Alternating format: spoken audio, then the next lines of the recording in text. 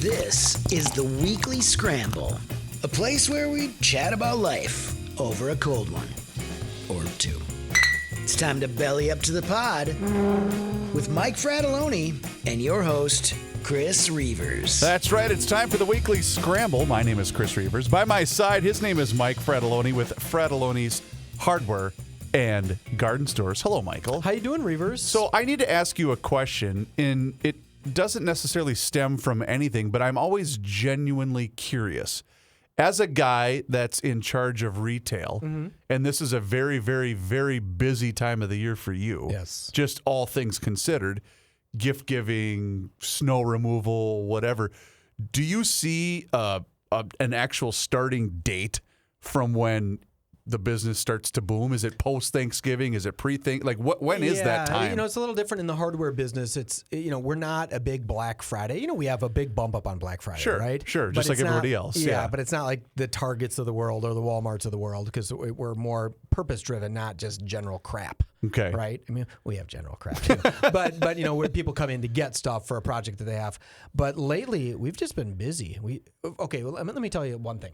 So Christmas trees, a bunch of our Christmas tree vendors just went out of business this last year. Oh, that's right. You were telling me this off the air. And so we have only 5 stores that have Christmas tree lots now. Out of your 21 stores? Yeah, but normally we didn't have them all have, like maybe about 12 had Christmas tree lots, okay. right? I Not just everyone had assumed them. all of them did. So we cut it down to roughly in half. And people are buying Christmas trees like crazy. Wow. It is unbelievable. I was like, oh my goodness, we're going to be out of Christmas trees. Note to everybody out there, I think because there's so few lots out there, just because so many places went out of business, go ahead and get your Christmas tree very early. Otherwise, it's going to be slim pickings in about 10 days. So we actually purchased ours. What day was that? It was that nice warm Saturday. Okay. It would have been the Saturday after Thanksgiving. The Saturday before Thanksgiving, I think. No, this was post Thanksgiving Okay. because we went to her parents on actual Thanksgiving, and then we came home Friday after late afternoon, and then she said, hey, I want to go get the tree tomorrow. I remember it was really nice out that day. It was in the 40s or 50s. Did you buy a live tree? So we go to this place and it's just kind of a tradition thing. Okay. So every year there's this place. We used to live in Chanhassen, and there's this place called the Mustard Seed. It's a neat place. It's got if you have here, fellas, gather around. Uncle Reavers is going to give you a little bit of advice. If you want to get your wife something kind of cool, get her a gift card from the Mustard Seed or Fratelloni's. Sure. But the Mustard Seed, and let her go nuts. It's a cool store full of crap that chicks dig. So why am I envisioning she's got one of those little hats on with the pom-poms, 100%, maybe a vest. yes. She's got boots on and a scarf, and she's carrying a mug of either cocoa or Whiskey, apple cider. Screwball whiskey. Yeah, but it's just apple cider, and you're just throwing a super soft, snowball at her, and she's laughing at you, and then you tackle her into Where the that snow. GMC commercial where I got you something, and he hands her the puppy, and then Yes. she hands him the keys to the new Chevy pickup. Isn't that the best? So actually, I'd be here's so pissed if my wife bought me a car. here's Wouldn't you? 100%. I'd be like, that's why not the the color I commercial wanted. makes me angry. Yeah, it's not the color I want. Hey, I didn't want those I know seats. I bought you a vehicle, but I brought you out to the middle of the freaking woods to give it to you. I'm just so, and it would be a nice thing to win, but if she spent money on it, I'd be so mad. So here's why I like this store and why most of stuff like this. Oh my God, I'm all along till we're all. I actually enjoy this for a couple of reasons because she's all in. She loves the decorating the house. She loves the tree. She loves all of that. So I'm cool helping to facilitate said purchase, right? Nice. But here's why this place is neat. So, and those that know the area know exactly what I'm talking about. It's right off of Highway 100, just north of Shakopee, at what would that be? The southwestern tip of Chanhassen. And it's a neat spot, and the tree lot is pretty big. But they have all sorts of different kinds of trees. And so basically what my job is to occupy the boys. So she can Pick out the tree. roam and Okay. say, nope. Ooh, I like the smell of that one. Oh, I don't like the look of that one. And I just let her do her thing, right? You just tell me, I'll grab the tag and go pay for it. That's my job. Yeah. Right? There you go. Yeah. And so this place is neat. Well, anyway, so we go there every year and make the purchase. And then, of course, what happens? They tie it to the roof of your car. It's Nice. fantastic. And so then, of course, what do? Every single year, boys, want to see something cool? what? And then I open up the sunroof, and then the tree falls into the car. Nice. And then I get yelled at, and then I shut the sunroof again. Because you get all that crap right in the sun. Right inside the car. So what's the right price for you? What's the... That's where I was going. Okay, let's see. I want to hear this. So I was, and again, this just in, the price of everything is a little bit more expensive. Double than it was a year ago. I could not believe what they were charging for trees. And again, it's not them, because I know cost went up. Other places are also charging this, but they had one tree, and it was a good size. It would not have fit. And now our new living room is bigger, but this one would not have fit in our living room. Okay, it's a big tree. This sucker was 13 feet tall. Okay. I mean, it was a big tree. So it's a special tree. And it was $600. $600. Yes. Okay. And I thought, and it was a beautiful tree. How much was a standard tree? So the one we purchased was it 109? $109, I think. So here, let me give you a year ago, it would have probably been $79. Okay. So which I thought, okay, whatever. 2 years ago, Yep. the most expensive tree at Fratelloni's was $39.97. You are kidding me. No, we had trees up to 12 feet. Okay, we have a new tradition in our family now. So, and I get, like, we can't have many open because it's a small lot, so we have some open, and then people are kind of just looking at the height of the tree saying, I'll risk it, right? Because they're still wrapped up in some cases. Sure. But today, our most expensive tree on the lot, don't quote me on this, I should know it, is $79.99, right? No matter what. Okay. And then there's trees down to $40, right? Because it goes all the way down from there, depending on if it's a Scotch pine, Fraser fir, balsam fir, and so on. So my wife and I go to our store at 650 Grand Avenue, who has a really small little tree lot, right? So it's right out in front of the store. It's a small tree lot. And she's looking and looking. I said, honey, that tall one there, let's get that one. It's all wrapped in. She goes, well, we don't know. Should we open it? I'm like, we can't open it. It takes hours for it to fall down out in the cold. And then so I start loading that one, and then she goes in and pays, right? Because I don't own the company anymore. I got to pay for everything, right? Which is fine because that's what I did before, but it felt weird, right? She had to go in and pay, and I'm loading it up. And she's like, yeah, I bought 2 trees. And I said, oh, why?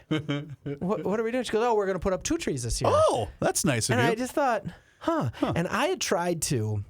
We had these little projector things that you set on the floor, and it shoots a Christmas tree up onto the wall. Oh, cool. Right? And we had them on closeout, and still do, for like $3.90, normally $30. Wow. Right? We had a bunch of them. We have them on deep closeout. Okay. And I said to her, I'm like, I don't even know, kind of jokingly, I said, I don't even know if we really need a tree this year. Because we had this projector thing, right? We could just project it onto the wall. That was my mistake. So because I tried to skip out on the tree altogether, she got 2 trees. Oh. And then she decorated them last night, because what I do is I put them up, right? And then she does all the rest. Yep. They look fantastic. I mean, our trees are off the charts beautiful. Now, may I ask a question? Sure. You have 3 girls. There's no chance in hell you were serious about not doing a tree this year. Yeah, no, I was. I was wow. 100%. My kids don't care. Really? Well, maybe they do. Wait, let me restate this. I don't care if my kids care. Well, hey, I heard you talking about Santa Claus and not wanting to spoil Santa. Yeah. And you are under the impression that your 11-year-old is still unsure of Santa? No. Okay, how do I phrase this? My 11-year-old is really sharp. Sure. He's a really sharp kid. And he also has a really good memory about. So I'm a morning guy, right? So I take the boys to school every morning, and it can be anything from, oh, who won the football game last night, to, hey, Dad, do you remember 638 days ago when you said? And I go, Jesus, why does he remember that? He gets that from his mom, probably, right? So I got to be be because he is literally a sponge. He remembers everything, which is really good. Smart, and will help him in the long term. But there will be but his one thing is he is so bad at lying. Oh, okay. I can tell. Which is a good thing. I can tell right away when I know and he doesn't intentionally try to lie. It's just, you can just tell. Yeah. And so I remember we were talking, this was a couple of weeks ago, and we were talking about whatever. And then I had said, and then he goes, yeah, well, maybe Santa will just bring it. And I went, okay. But I know he's also smart enough to say, well, I'm not going to reveal that I know because I'm not giving up the goods. Are you kidding me? He understands causality. If he says he doesn't believe in Santa, Santa doesn't come for him anymore. God, that's brilliant. Yeah. So anyway, that was my point on yesterday's Garage Logic podcast. Because you don't want him at 11-year-old is in what? Fifth grade. Fifth grade, yep. You don't want him turning to his buddy Steve and saying, well, what do you get from Santa? And have Steve say, moron, there is no, you still believe in Santa? And have him go, well, my dad said he real. Yeah. Like, well, and again, it's just fun because his little brother, the 8-year-old, basically spends his life doing two things. Doing everything that his older brother does, and then also tormenting his older brother at the same time. Okay. That's that he wakes up with one objective. That's a nice move. Yeah, exactly. Yeah, so anyway, move. So he's also smart enough to say, hey, can't give up the goods. Plus, I believe I shared this on GL yesterday. It's going to have a much more devastating effect on my wife than it is on my kids. Not even close. When they stop believing. Right. And in fact, if it gets to that point, I'm just going to have to pull them aside and say, hey, boys, I know you're in your 20s. But we're still going to go with this year because it will cripple your mother if she. I still get gifts from Santa from my parents. I mean, I assume my parents are the ones buying it. I am too selfish of a person. Okay. Because I one time bought my oldest daughter, who at the time was like 5, a really, really sweet gift, and I wrote Santa on there. Aww. And she turned and she's like, oh my God, Santa got me this gift. And she goes, if only you would have gotten me something like this. And I said, that's it. So now Santa gets them the socks and underwear and the makeup case, and Dad gets them the cool shoes and the skateboard or whatever they want. Because I'm not going to let Santa take all the fun. Right? I'm not going to let that random dude who's may or may not be real get the credit for it. I want to get the credit for it. So we touched on, a lot of subjects last week, but I wanted to read this email from Paul because you brought up something that I was completely unfamiliar with, and Paul and a number of others weighed in, including the entire cast of Garage Logic. I believe it was when we were not recording the show. Hey, Reeves. I was listening to the weekly Scramble and you and Mike's airport stories. Back in the 80s, when I was first out of college, I lived in San Diego. You lucky bastard. At the beginning of the runway, at the east end, there was a parking garage. I'm very familiar with that part of the San Diego airport. It was rumored that it was built too tall and that because of that, cars were not allowed on the very top floor. Also, that there were tire marks from airplanes on the top floor. Anyway, one time flying in for a visit after I'd moved to Minnesota, my wife hates the takeoff and landing. So I'm watching out the window, counting down until we touch down. While she squeezes all the blood out of my hand, I count down to 0 and start counting back up. We go past the first terminals at the east end that they used to be Continental Airlines, yet we still haven't touched down. Then the power comes back, and we go back up in the air. Somehow my hand is not crushed. The pilot came on and gave some excuse about unexpected traffic on the tarmac, which was B as in B, S as in S. He went in for a landing and missed the ground. The runway is pretty short, so they had to get on the ground early, and he didn't do it. Loving the show, Paul in Buffalo. Yeah, that is you remember landing in San Diego? I remember that parking lot exactly. I know exactly which one he's talking about. Yeah, you're going right through downtown, which is weird because this is, around 9/11. Remember, you'd fly and you'd say, well, this seems like we're getting too close to buildings. Right. Like this has to be freaking people out. Right. Because you're hundreds of yards off of buildings there. And what looks like hundreds of yards off this parking ramp. It does not look very far off from the base. Well, the worst one is not O'Hare. What's the other one? Midway in Chicago. Yeah. You land in a neighborhood. Yeah. You are literally landing in... Yeah, but you're not landing in by big buildings. You're not downtown. True. No, that's a good point. In San Diego, you're flying through downtown San Diego. You're like, what is going on? This seems not. We're about to run over another homeless guy. Yeah. It's a good way to get rid of the drug problem. Oh, could you imagine? You're just out of college and you're living in San Diego. No, I like Coronado. San Diego, but Coronado's the place to be. You know what though? I disagree. Really? Well, Coronado feels like you're so isolated. Yeah. Like no crime. No, no bums. I will say that no drugs. I think I've shared this with you. We did San Diego 3 or 4 straight years with our kids, just because she and I love that city. Well, it's kind of last year was probably the last time, or the last time is probably the very last time we'll take our kids out there because it was just well, California in general is just turning into an asshole. So anyway, we had made the drive to because for Mother's Day she got a night at what's the big famous the Coronado Inn? What's the big Coronado? Yeah, Hotel Coronado. Hotel Coronado. Thank you. So for Mother's Day she got one night there by herself, massage, the whole bit. Like that was her gift, right, from me and the boys. And so we make the drive on the bridge, and I'm gripping that damn steering wheel. I'm in the left. Me? Oh, it was giving me.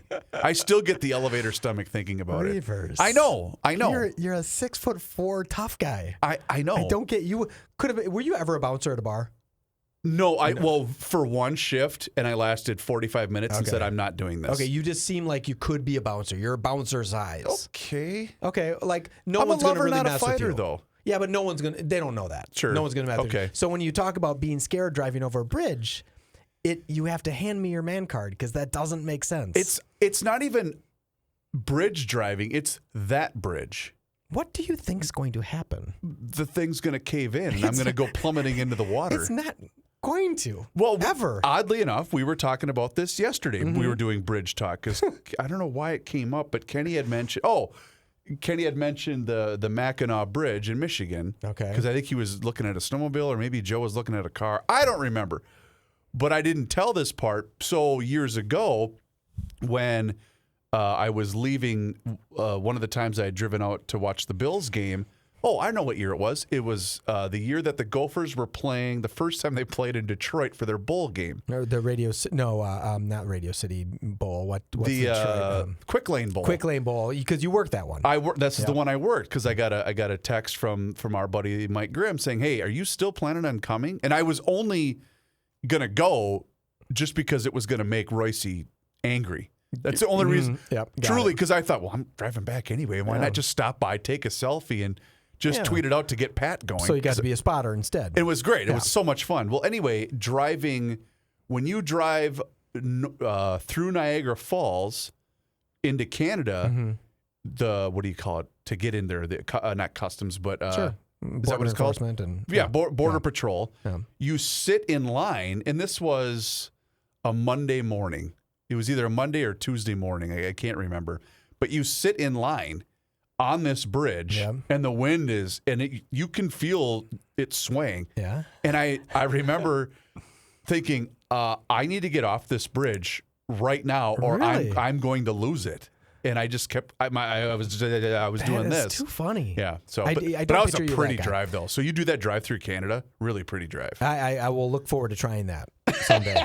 I don't know if I will, but I did see this video online where about a 10-year-old boy, maybe a 12-year-old boy, was working as a spotter for a high school football game or maybe a college football game. All right. Right. And he's got the binoculars out, and he's saying number 2 to tackled by 37. And he's doing it. Like perfect, right? Cool. And I think that's what a spotter does, right? You kind of just narrow in, you get the number. So the guy saying number 2 Johnson got tackled by 37. And if you're working for a really good play-by-play guy, which Mike Grimm is, he has a science to it. He just says, "Point to my sheet." Yeah. Okay. And it's amazing how good he is at his job. How smooth that is. Okay, so just smooth. In the background, someone yells JC. They use the old JC word, right? Yeah. I'm trying not to say that because I'm trying to make my girls not say that because they go to Catholic school, and you probably shouldn't scream that at Catholic school. Probably not. Right? That's not a good idea. So after the play ends, the guy who's the play-by-play says, "Did you just say what I thought you said?" I said, "Well, what do you think I said?" He said, "When that person yelled JC, did you say, 'Is my Lord and Savior?'" And sure enough, some random person yells Jesus Christ, and the kid said, "Is my Lord and Savior?" That was his response. The kid was the smoothest 12-year-old kid I've ever seen in my life. That's outstanding. The color commentary guy or the play-by-play guy just started laughing like, "You are one smooth kid." It was really, really funny. And I'm glad you mentioned that because we'll see all of these viral things of, for instance, what's coming to mind right now is the great play that we saw in the Prep Bowl where the kid lateraled it to the other kid. It was all over Sports Center. Didn't even see it. It was Glencoe. No, not Glencoe Silver Lake. It was the other place. Up 12 man? Or, no. Yes, it's 12 man. New London Spicer. Okay. Thank you. New London Spicer beat the other team they were playing. And it was to end the game. Okay. And so the kid catches it, realizes he's going to be tackled. The game's over. They're going to lose the championship. he flips it to his teammate, who then catches it and runs it in for a touchdown, and they win the game. So it was really cool. I forget where I was going with that. But then you see the worst in humanity. Yeah, so you're seeing these beautiful, nice things. Right? Yeah, so that's cool. I'm glad that it gives me hope. You know what would be so great? Just think going to high school the next day after you just won the state championship on a lateral that is a 1% chance play. So it's funny you say that. I was watching Fox 9 this morning, and one of their hits was they were interviewing a bunch of these kids, and it was so dude bro, right? Because it was, the two of the guys on the team stand there and, oh, it's been really cool. All the teachers have been coming up giving us congratulations, and then they pan to this other guy who's got his, I think they're the Wildcat football shirt on. Yeah. He's like, yeah, it's been pretty cool. I'm thinking, you stud. Like, that's just awesome. But the one kid had a great line. He said, it really makes you feel great about being a part of small town football. And I thought, damn it, I love that. It's a little American. And that's so cool that he kept that in the back of his mind. That was pretty cool. What's the best part is if they don't just peak in high school. Because I am going to tell you. Glory days, Bruce Springsteen, till he was 45? Nothing cool happened to me in high school. So I had no choice but to peak outside of high school, right? I had to peak. Well, not much after high school I probably peaked, but I had to peak because I didn't do anything in high school. I think I peaked in 6th grade. That's when I became senior or 6th grade class president. And I remember that, like I was in the boys' locker room, and they announced the thing, and I was running against Dave Kobe, and I may have told you the story, and Dave Kobe was like the valedictorian of 6th grade, obviously the smartest kid. Sure. And we had to do a couple speeches, and he gave the speech about how we were using these foam lunch trays and how that's not good, and they go right into the thing. Bad for the environment. Really bad for the environment. I gave a speech that I don't know if I can get this to happen, but I'm going to try. I'm going to try to have a McDonald's installed in the school to serve as McDonald's. You did not. I did. Complete fabricated BS, right? Well, nothing like a politician wouldn't try to pull now. I mean, I said I was going to try. I didn't say I was going to do it. Yep. And then my teacher, Betty Granger, rest her soul, I'm sure she has to be dead by now. If she's not, correct me. But she said, as we were getting ready to vote, remember, folks, this is not a popularity contest. This is who do you think will do the best job? Not what was blindly promised to you. Yeah, she's like, I'm like, wait, hey, Toots. Out of here. Yeah, you don't get to make a speech, then I get to make another speech. So she had done that. I still won. And I don't recall, and I do have a bad memory, but I don't recall one time doing anything for the student council. I don't remember going to one meeting. You would have made a good politician. I really think I should have been. I don't recall. And Dave would have been an excellent politician. He should have 100% won. He should have maybe followed me. Did you get an office? Did you get a little office? I don't recall literally going to one meeting. I don't ever remember doing one thing about it. So maybe it was just I am sure they got together because there was a whole council. I remember being a part of something similar to that in which it was a group setting and we had to talk about, and I lasted one meeting. Oh, wow. And I remember thinking, I don't want to be here. But you get to get out of class. I don't care. Yeah. I don't want to do this. Yeah, I don't want to. Yeah. I was in the sauna the other day with a guy at the gym. Right? Okay. And we were talking about the place that we were sauning at and how great it is. And he started to talk to me a little bit about the politics. And I said, time out. Like, I don't want to ever think about the politics here. Yep. I don't want to ever plan anything here. I don't want to vote on anything here. I'm just a member here. And I made a comment like, those who do that stuff, I really question. And he said, well, I'm vice president. That's me. And I said, oh, well, I really question you. Right. Because what are you doing? And then he went ahead and explained all of the boards he was on of this homeowners association thing and a different golf course. And I thought, what are you doing?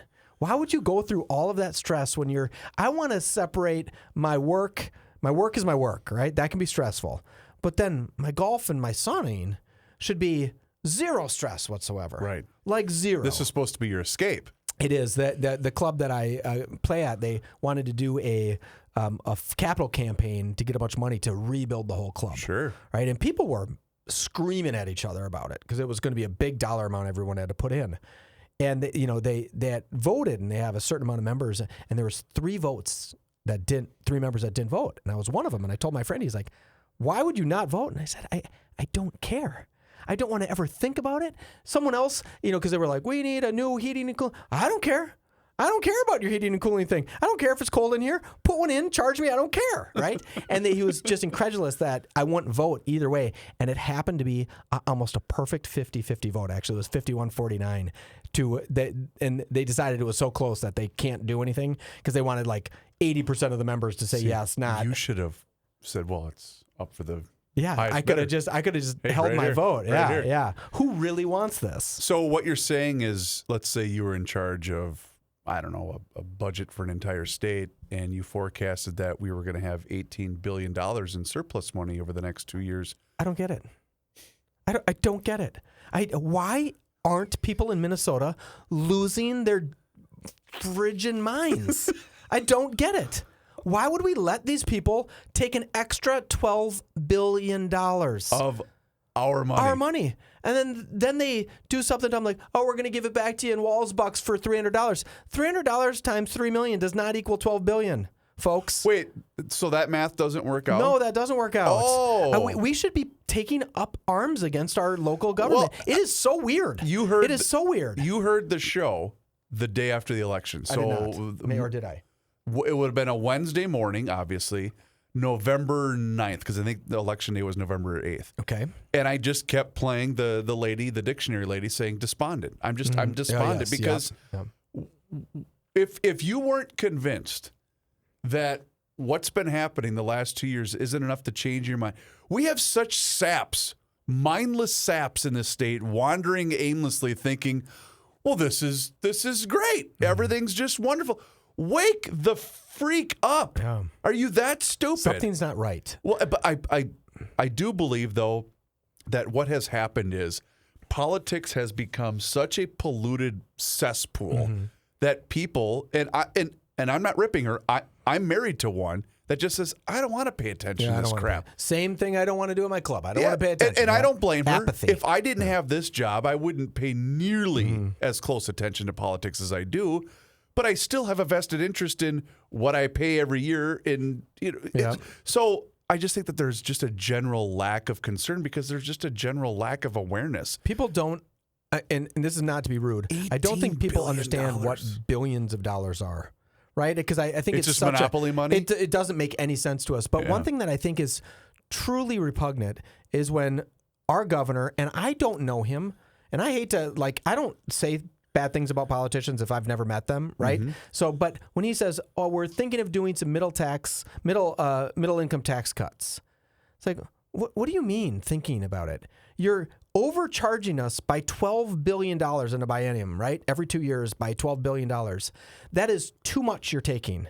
It's not tax cuts. It's just give us back the money that we paid. That you overcharged us to begin with. Go ahead and get the right amount in our taxes. It's to say, oh, I'm going to give it back to the middle class. It's like, what do you mean give it back? All you did is take it from them. All you did is took $12 billion too much. You should be embarrassed. If they were running any sort of company and you were that far off on your budgeting, you would be gone in a second. The problem is people don't know what $12 billion is. Well, the other it problem just doesn't make sense. And including me, $12 billion is a number I don't get. The people that are making these decisions have no one to report to. They don't work for us. Yeah. Are you kidding? I mean, they're supposed to.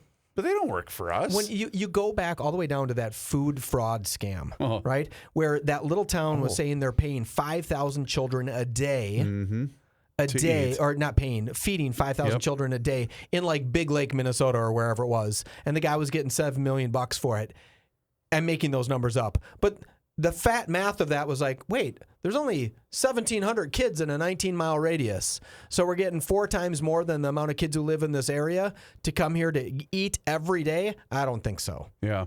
So I was trying to look for it, but and this is peanuts in comparison, but there was another company that filed bogus claims. I'm trying to find the story because I had it saved for Joe. Oh, darn it. I can't find it. But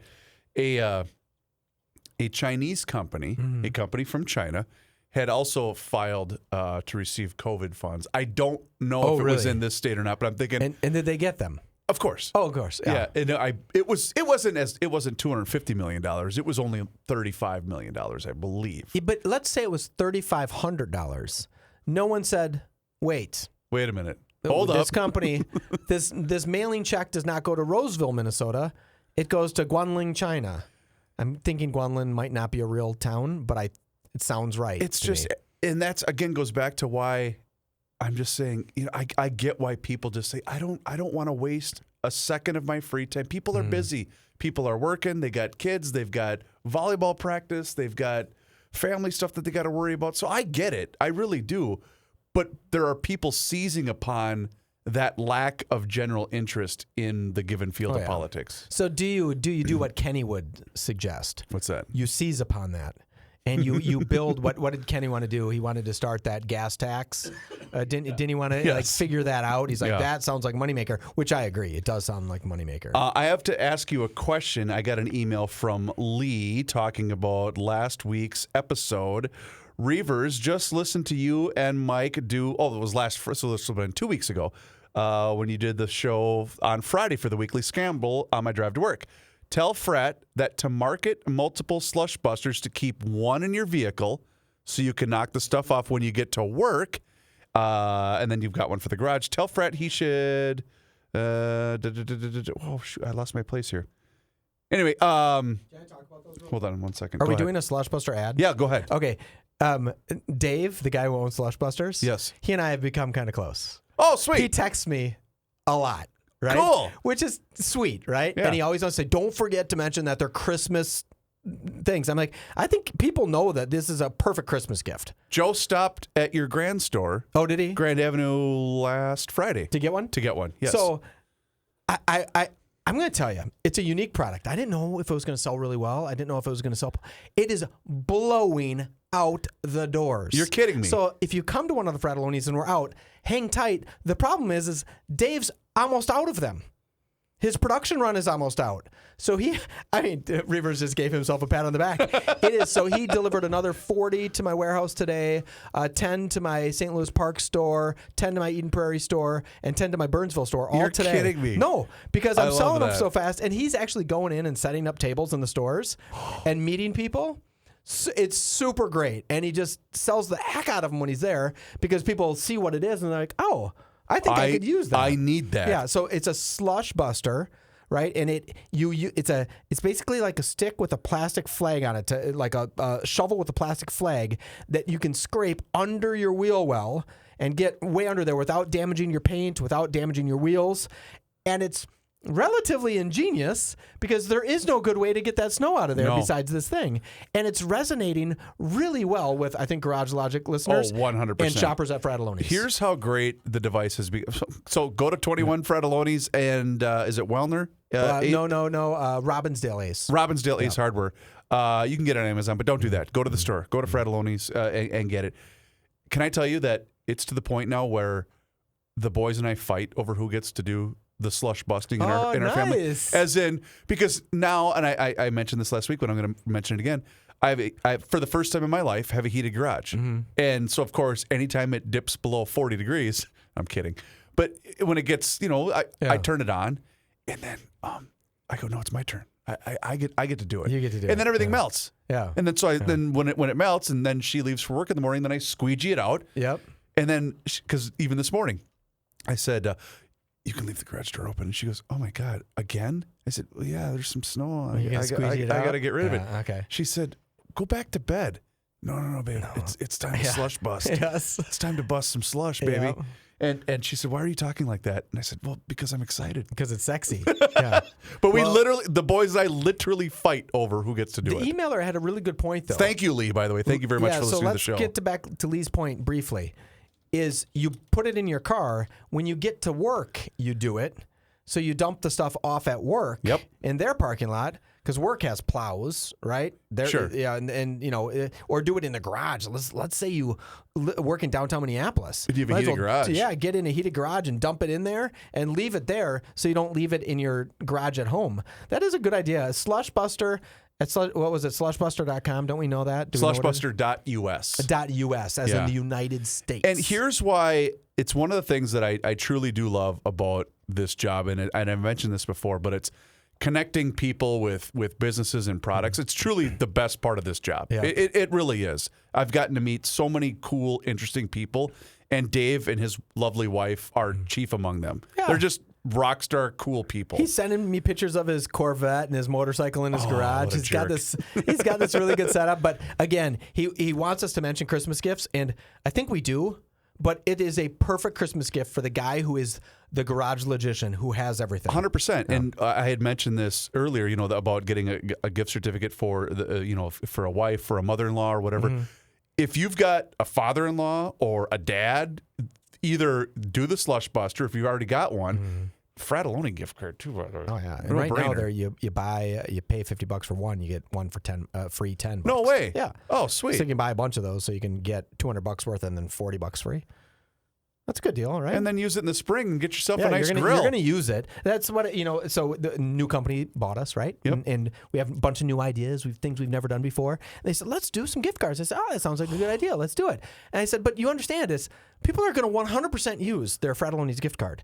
They live right next to Fratelloni's. This is where they go to shop. Right. This is their store. Yeah, and most people, when they do a gift card, they think, it's a restaurant. Maybe someone won't use it, or they're going to use it 2 years from now or whatever. It's called breakage in the business, right? Sure, we sure. don't have breakage. No. Because people are going to use the gift card. I bought this. I'm using it. In fact, we have gift cards on that. What's that GL auction thing that we're doing? The Garage Logic 1000th podcast auction. Yeah, we're doing, which is really neat. We're doing $5,000 worth of Fratelloni's gift cards. Wow! And when I talked to the guys, the power with Bernie and Dan Seaman and crew, the guys yes. here, I said, people are going to use our cards. They're going to sell for exactly what they are because they know that I'm going to spend $500 there. I think there's some $500, $250, and $100 ones, right? Right. Anybody who's buying those is using all of it. So if you get that deal for less than full face value, what a deal! That's a pretty good system. I like that system when you guys do those. Yeah, it's neat, and it's also a cool way to kind of bring everybody together to be involved in the same. All your endeavor. Advertisers doing something. Yeah, it's cool. It's a good idea. Michael. Thank you, Reavers, sir. You're the best. Please do us a favor, rate and review the show wherever you happen to be listening to the Weekly Scramble. We would truly, truly appreciate it. His name is Mike Fratelloni. My name is Chris Reavers. We'll talk to you again next week. Until then, cheers. Hey, GLers, the Garage Logic 1000th podcast auction. Yes, that's a mouthful, but let me say it again. The Garage Logic 1000th podcast auction is going to start December 9th at 12 a.m. and run through December 15th at 8 p.m. 70% off items of the retail value. All you got to do, go to garagelogic.com, enter the keyword auction. Here's a list of some of the items that we're going to have in the Garage Logic 1000th podcast auction. A gas furnace from Air Mechanical, a stealth trailer from Pleasureland RV, a water heater from Air Mechanical, 5-night all-inclusive golf vacation to the Dominican Republic from Escape With Us Vacations, the ultimate yard maintenance package from Tri-State Bobcat, sporting clays and dinner for 4 from Minnesota Horse and Hunt Club, and a $4,000 gift certificate from RF Moeller. How about Fratelloni's gift cards certificates? That's right, $100, $250, $500, $1,000 gift certificate towards a new garage door from my friends at Rise and Shine Garage Door. Again, it doesn't start until December 9th at 12 a.m., but it only runs through December 15th. So you've got a couple of days, but it starts on December 9th. It's the Garage Logic 1000th podcast auction. You can find out more at garagelogic.com. Enter the keyword auction.